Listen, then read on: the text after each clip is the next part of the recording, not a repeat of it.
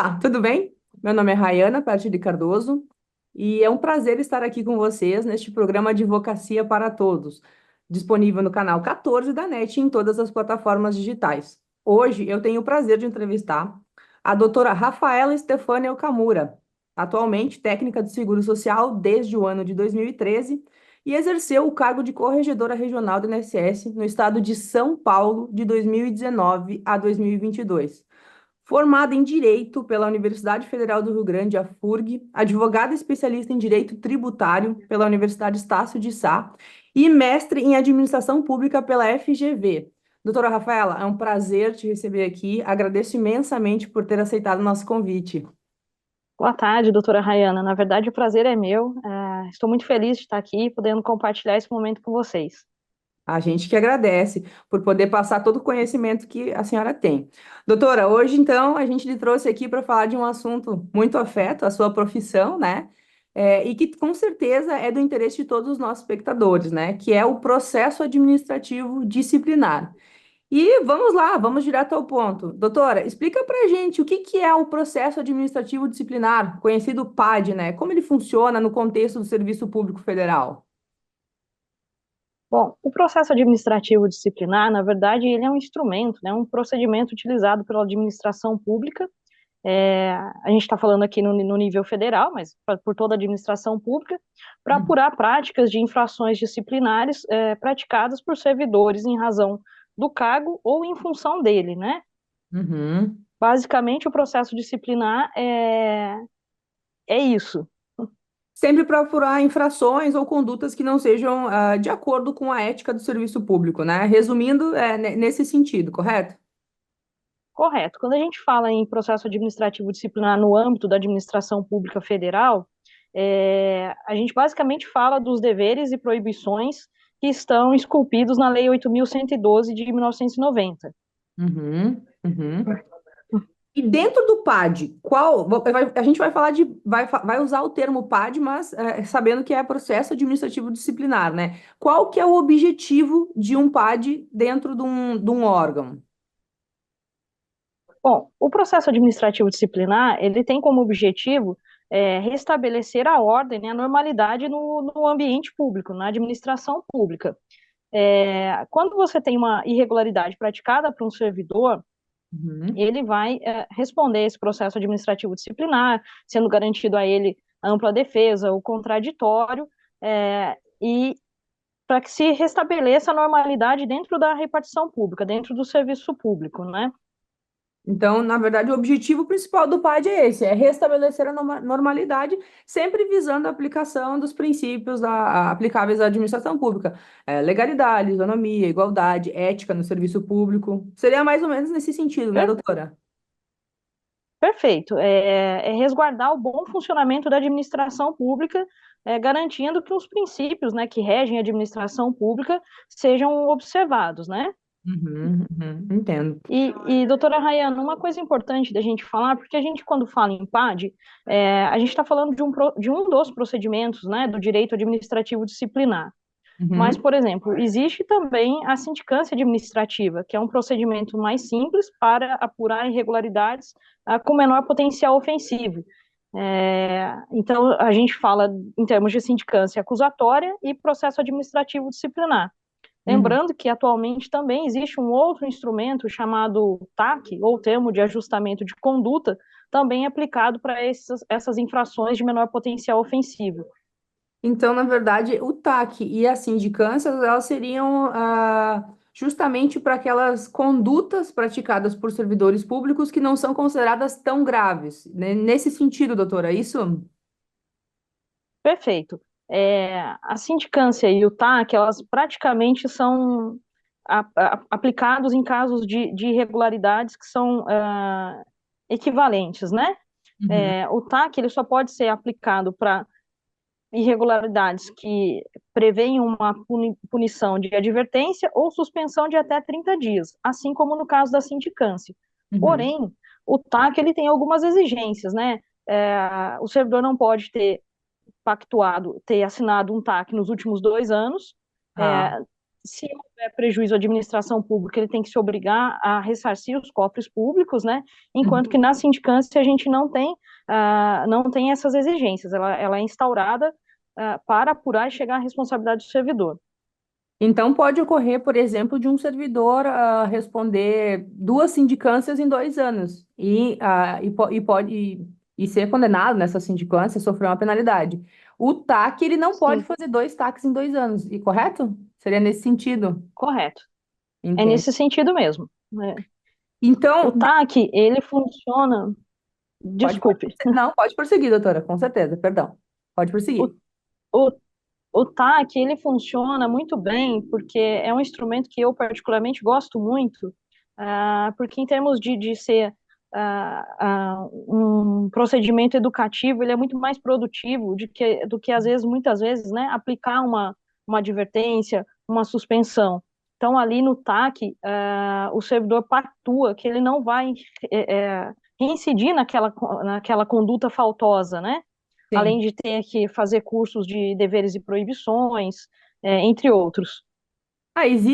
Então, existe essa imposição de fazer cursos de deveres e imposições? Isso é uma questão interessante de ser falada também, doutor. Não sabia dessa informação.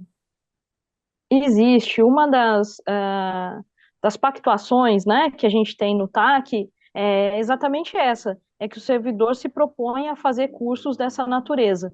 Ah, Então, que assim, bacana. como medida educativa, ele funciona muito bem. Uhum. Muito interessante. Essa é uma informação que com certeza nossos telespectadores não sabiam, né? Sobre vamos usar o termo reeducação, né? Para voltar, para trazer o servidor de volta a andar na linha, vamos falar assim, né? Em termos simples, né? Correto. E doutora, me diz uma coisa, dentro do PAD, tá? Qual que é o papel do servidor durante esse processo administrativo? Como que acontece? Bom, a gente tem dentro do PAD o servidor acusado, que ele é, na verdade, impropriamente chamado de acusado, né? Porque no momento em que ele responde o processo, a lei o trata dessa maneira, mas formalmente ele ainda não é acusado de nada. Então tem Uhum, o servidor que está sendo apurado e você tem os servidores que compõem a comissão de processo administrativo disciplinar. uhum, O servidor acusado, o papel dele é acompanhar o processo, que às vezes, muitas vezes na prática a gente nota é uma certa displicência dos servidores públicos em relação aos procedimentos disciplinares, né? Aquela crença, não vai dar em nada. sim. E não é bem assim. Então, é claro que o servidor ele tem o direito de não acompanhar, né? Ele vai receber a notificação, mas ele não é obrigado a participar dos atos se ele não quiser. Mas é Uhum. importante que ele participe. E a gente tem também a parte da comissão, né? Que é a parte responsável por conduzir esse PAD, correto? E dar um veredito final. Isso seria mais ou menos nesse termo, correto? Poderia explicar um pouquinho, Na doutor? realidade, a comissão, vamos lá, a comissão ela é designada pela autoridade instauradora, né? Uhum, E alguns órgãos têm uma corregedoria, uma estrutura de corregedoria, outros órgãos têm uma estrutura de comissão permanente, mas a maioria dos órgãos do Poder Executivo, né, federal, uhum, eles têm uma corregedoria, então o corregedor, ele instaura o processo e designa uma comissão, que é composta por 3 servidores estáveis, né, uhum, entre esses 3 servidores, um é designado como presidente da comissão, e ele tem que ter, o presidente da comissão, ele tem que ter ou o mesmo cargo do servidor acusado, ou ter o nível superior, né, para poder presidir um processo, por exemplo, se for um presidente técnico e um acusado analista, se o uhum. presidente da comissão tiver nível superior, ele pode presidir o processo, não tem problema nenhum. Ah, interessante. São alguns requisitos para que se faça parte dessa comissão que vai conduzir o PAD, né? Interessante, bem interessante. E dentro do PAD, formada essa comissão, designada a portaria que forma essa comissão, né? Tendo o acusado, quais são as fases desse PAD, doutora? Como que acontece? Como elas são conduzidas? Doutora, poderia falar um pouquinho mais para gente sobre essas fases? Posso? Bom, Só uma coisa que eu vou voltar à sua pergunta anterior. Quando Claro. você disse que a comissão dá o seu veredito final, na verdade, o que acontece? A comissão ela é responsável para apurar uma determinada situação, uma determinada irregularidade. Uhum, Após apurada essa situação, se restar configurado que realmente há responsabilidade funcional, depois das fases que eu vou explicar agora, uhum. o processo segue para julgamento. E aí o julgamento não é competência da comissão. A comissão, ela só faz a sugestão de aplicação de penalidade quando é o caso, Expedir um tá parecer. certo? Isso? Um relatório final, que a gente chama. Relatório final, correto. Entendi. Entendi, bacana. Vamos E aí, lá. então, voltando para a sua pergunta atual, que é sobre as fases do processo administrativo disciplinar. Bom, Uhum. a primeira fase é a instauração, onde Tá, você tem a publicação de uma portaria pela autoridade competente, designando a comissão que vai fazer a apuração da responsabilidade funcional. Depois disso, a gente tem a fase que a gente chama de inquérito administrativo, que tá, compreende propriamente a instrução do processo, com a produção de provas, a defesa e o relatório, que é o que eu acabei de falar agora há pouco. tá, E aí a terceira fase seria o julgamento pela autoridade competente, que vai variar de acordo com a penalidade sugerida pela comissão. tá. Entendido. Entendido. Então, na verdade, o PAD ele é formado por três fases básicas, né? Dentro dessas fases, agora só me surgiu uma dúvida e uma pergunta. Quais são os tipos de provas que normalmente são admitidos dentro de um PADES? A gente só pode produzir prova, documental, só pode produzir prova testemunhal, numa visão geral, assim, doutora? Doutora Rayana, as provas no PAD, elas são basicamente admitidas todos os meios de prova lícitos, né, desde que lícitos, como Uhum. é no processo judicial. Então, são admitidas provas testemunhais, provas periciais, diligências, provas documentais, todos os tipos de provas lícitos são admitidos no PAD. Como se fosse um processo judicial. Então, admite-se tudo que seja lícito. Exatamente. A única diferença do processo judicial, que a gente costuma falar muito, é porque não existe aquele formalismo rigoroso que existe no processo judicial. Mas ele basicamente ele funciona de forma análoga a um processo judicial. Entendi, entendi.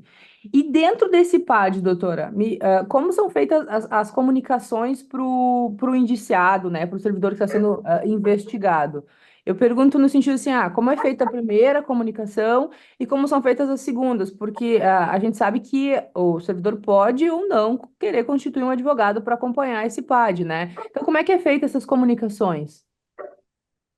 Bom, o primeiro chamamento ao servidor, quando ele é avisado que ele vai responder a um processo, a gente chama de notificação prévia, né? Ali funciona, vamos dizer assim, equiparado a uma citação, né? Uhum. É, assim, muito a grosso modo, tá? Tá. Porque nesse primeiro momento ele só é avisado que ele está respondendo a um processo, que existe um processo instaurado, né, em Uhum. face dele, mas ele não é instado a apresentar defesa ainda, não é o momento, tá? E as Tá, demais comunicações a gente chama de intimação, mandado de intimação, né? tá. Então, se a comissão vai ouvir uma testemunha, por exemplo, ou se juntou um documento no processo, o servidor é avisado por um Uhum. expediente que a gente denomina de mandado de intimação. No Tá. entanto, não faz diferença se a gente resolver, se tiver uma comissão que chame isso de notificação simplesmente, no processo administrativo disciplinar, por ser um processo com formalismo moderado, isso não tem problema.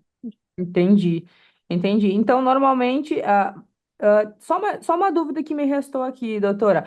Se o investigado constitui o advogado, tá? Após a primeira notificação, ele é notificado para, você está respondendo a um PAD. Se ele resolve constituir um advogado, é feito, isso de uma maneira geral, tá? É feito, as próximas notificações são feitas tanto para o advogado como para o acusado, ou são destinadas apenas aos acusados, ou depende de cada órgão? A senhora saberia me dizer? Não depende de cada órgão, elas são por praxe, elas são feitas a ambos, né? Tanto ao Tá. servidor quanto ao advogado.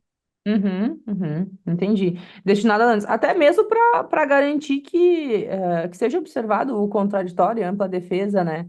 Porque Correto. infelizmente podem acontecer casos de constituir um advogado, mas ele esqueceu de acompanhar o PAD. Às vezes acontece, né, doutora? Pode acontecer, né? Não é o adequado, né? Mas pode acontecer.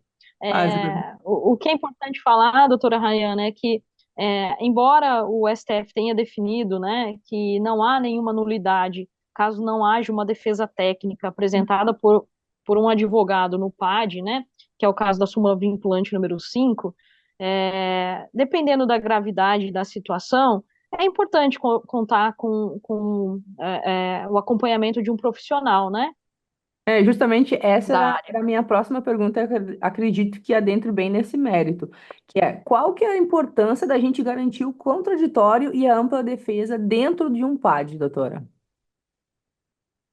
É basilar, né? É fundamental, porque é um direito constitucional para garantir não só o direito do servidor de se defender amplamente, a ter um acesso absoluto ao processo, e garantir, assim, né, com que o processo cumpra os requisitos legais, obedeça o princípio da legalidade e respeito ao direito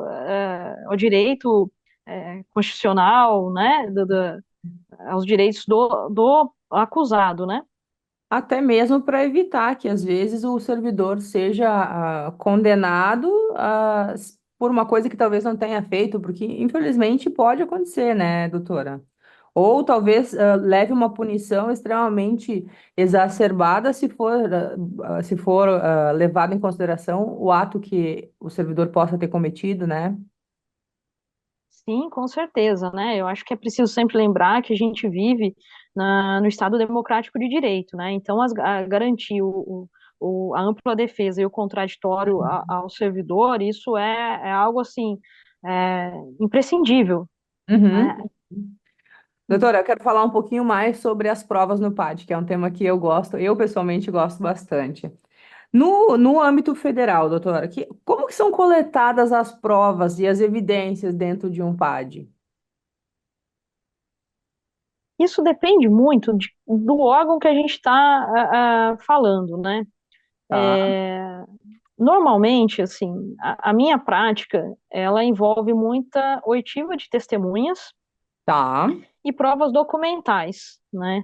Mas dependendo de outros órgãos, eu acredito que pareceres técnicos são bastante importantes, né? Pareceres técnicos é uma coisa bem diferente. Normalmente a gente não está acostumado tanto a ver, né?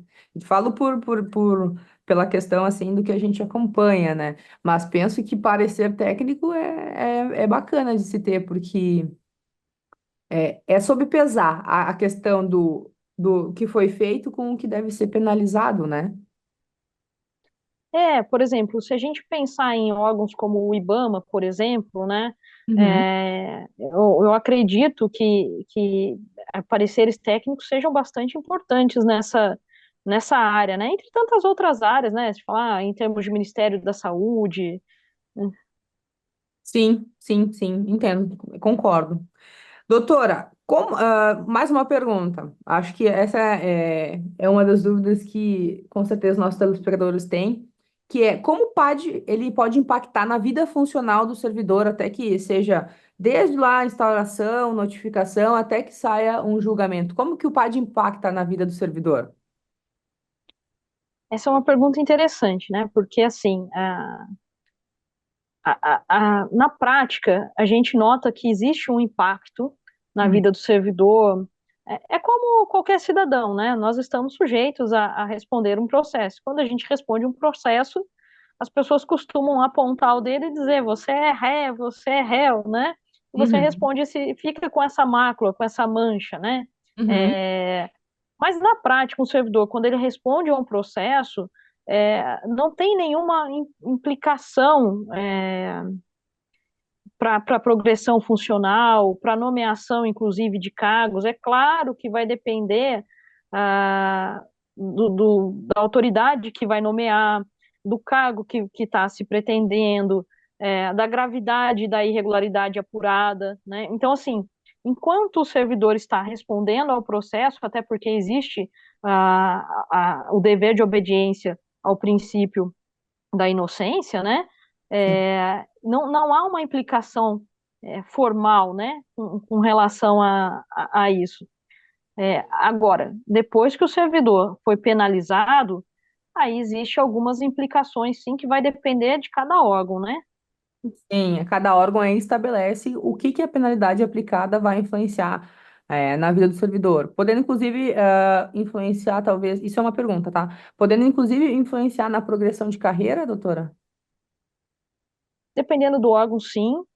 Concessões de licença, licença para interesse particular, licença para capacitação, isso também interfere, Uhum, uhum. Entendi. enquanto o servidor estiver cumprindo ali a penalidade, né? E já falando sobre penalidade, eu acho que é importante fazer essa pergunta. Quais são as possíveis penalidades que, a âmbito federal, podem ser aplicadas dentro de um PAD? Essa é uma pergunta interessante, porque existe uma crença popular de que servidor público não é, entre aspas, não pode ser mandado embora, né? Não pode ser demitido, né? Uhum. Pode sim, e o procedimento disciplinar, o PAD, é um dos instrumentos para isso, né? Falando de penalidades, a gente tem a penalidade de advertência, que é a mais branda, depois a gente tem suspensão, que vai de 1 a 90 dias, a demissão e a Uhum. cassação de aposentadoria. A cassação de aposentadoria é danada. Imagina uma pessoa já aposentada, recebendo seu salário, responde um PAD e tem a aposentadoria cassada. É ruim, hein? Pode acontecer. Bah. E dentro desse processo, né, falando do processo do PAD em si, há algum tipo de apoio ou orientação que o servidor pode receber durante o processo, seja por parte da instituição, seja por parte de outras pessoas? Como é que funciona? Pode um terceiro? Saberia me dizer, doutora?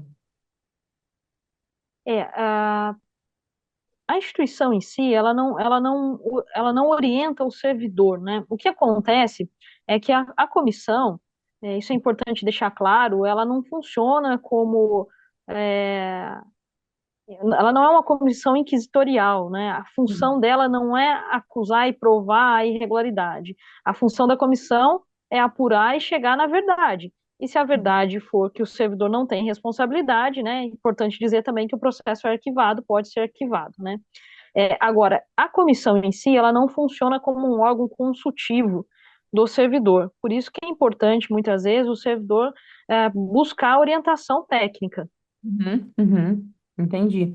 Sempre buscando a ajuda de um profissional qualificado, né, da área do direito para que possa lhe auxiliar na condução desse PAD, apresentação de defesa, produção de provas, né? Porque a gente sabe, a aplicação sempre se deve prezar pela aplicação dos princípios da legalidade, da presunção de inocência, isonomia e tudo, mas estar acompanhado de um profissional que entenda, de processo administrativo disciplinar, penso eu que é de suma importância para o deslinde desse PAD. Com certeza faz muita diferença, é muito importante para o servidor. Sim. Doutora, vamos lá. Uma pergunta agora que eu acho que é bem importante, tá? Quais são os principais desafios que os órgãos públicos enfrentam na condução do PAD? Eu acho que os órgãos públicos, na condução de PADs em geral, sofrem com a questão de orçamento, porque fazer um processo administrativo disciplinar, ele pode parecer que não há custos, mas há bastante Uhum, custos e é bastante elevado, né? uhum, Normalmente você tem que deslocar uma comissão para a localidade onde o servidor está lotado, isso gera diárias, né, para a comissão. uhum. Então, assim, eu acho que a questão orçamentária é uma questão que traz bastante dificuldade para a administração pública. E uma outra questão que eu acho que é enfrentada, né, por servidores que Uhum, estão nessa área de forma geral, algumas vezes, né, eu vou falar aqui de forma bastante ampla, sem citar nenhum caso específico, né, uhum, mas é em relação a algumas ingerências, né, porque a comissão ela deve funcionar com autonomia, sim. mas a corregedoria em si, quando se fala em corregedoria, apuração de responsabilidade de servidor público, é Uhum. uma área bastante sensível, né? Então, eventualmente, pode acontecer algumas ingerências, né? Ou tentativas de ingerência. Infelizmente, são situações que acontecem em todos os níveis, né? Não só a nível federal, né, doutora, mas a nível estadual, a nível municipal. Penso que essa é uma questão bem importante mesmo e que, infelizmente, muitas vezes impactam, né, em algumas decisões. Mas, Sim, falando justamente sobre esse tema, como que a gente pode, gostaria de saber, na opinião da doutora, como é que é garantida a transparência dentro de um processo administrativo disciplinar, na condução dele? Como que a gente pode garantir isso? Seja para a comissão, né, demonstrar que os trabalhos estão sendo feitos de forma transparente, quanto para o acusado, para o investigado, verificar que o processo que ele está respondendo, né, esse procedimento, esse PAD, ele é um procedimento transparente. na verdade, o PAD ele não é um processo transparente quando a gente fala no processo em si, porque existe um dispositivo legal, se não me falha a memória, o artigo 150 da Lei 8.112, que ele exige que o PAD seja sigiloso Uhum, do início até o momento do julgamento. Por que isso? uhum, Para preservar a imagem do servidor que está respondendo ao PAD. tá. Porque não necessariamente o servidor que responde um PAD, ele teve responsabilidade funcional em relação a determinada irregularidade, né? Uhum, Então, assim, em regra, o PAD, ele não é público, né? uhum, Ao contrário, ele corre em sigilo, só quem tem uhum. acesso são as partes interessadas, que no caso é a comissão e o servidor que responde, ou os servidores que respondem ao PAD, e depois, se for o caso, a penalidade é publicada, dependendo em diário oficial ou em boletim eletrônico do próprio órgão, né? Então, na verdade, não é um processo transparente para todos, mas, teoricamente, o acusado e a comissão e as partes ali têm acesso a tudo, correto? As comissões e o acusado, eles têm acesso a tudo. Inclusive, se o acusado não tiver acesso a tudo, o processo é nulo, porque Uhum. ele houve ali claramente, né, vai haver claramente um cerceamento de defesa. Então, assim, essa não transparência, entre aspas, do processo, ela é importante, porque ela visa preservar a imagem do servidor, né? Sim, por ambos os lados existe uma importância nesse sigilo atribuído dessa forma, né? Entendo. Doutora, Exatamente. chegamos aqui E é quase no... importante, Perdão. doutora, só Pode frisar, seguir, pode desculpe, seguir. desculpe eu, só frisar uma questão com relação ao PAD, é que quando a comissão termina, faz o relatório, encaminha para julgamento, ele passa por uma análise do órgão jurídico, Uhum, né, do determinado órgão, né? Então, onde é verificado se houve obediência aos princípios legais, da ampla defesa, do contraditório, da razoabilidade. Então, existe essa segurança jurídica. entendo, entendo. Doutora, estamos chegando aqui ao fim da nossa entrevista, mas eu quero finalizar com mais uma pergunta, bem rapidinha, que é, hoje, saindo uma decisão de um PAD, né, uma condenação, uma imposição ali, é, existem mecanismos de revisão ou recursos disponíveis para o servidor após o julgamento? Existe. Após o julgamento, o servidor tem 30 dias para entrar com pedido de reconsideração. Tá, Caso ele não entre com esse pedido de reconsideração, ele tem 30 dias para entrar com pedido de recurso, né? tá. E, se eu não me engano, o artigo 57 da Lei 9784, que é a lei que regula os processos no âmbito da administração pública federal, né? Processos administrativos, ela rege ali que há 3 níveis para o recurso tramitar no âmbito administrativo. Aham. E tem também a possibilidade de revisão dos processos administrativos disciplinares, desde que surjam novos elementos. Ah, bacana, bacana.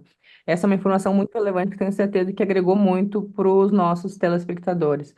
Doutora, gostaria de agradecer a sua disponibilidade, por a senhora estar compartilhando esse conhecimento com todos nós e dizer que as portas da nossa TV estão sempre abertas para a doutora e com certeza eu vou querer marcar outra entrevista para a gente falar de outros assuntos afetos ali à doutora. Doutora, muito obrigada pela sua participação.